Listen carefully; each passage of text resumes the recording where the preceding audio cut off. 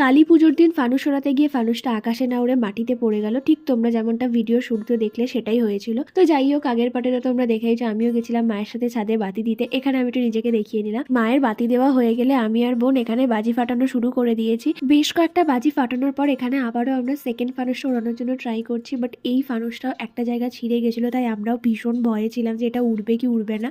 But এটা luckily উড়ে গেছিলো, যেটার জন্য আমরা ভীষণ খুশি ছিলাম।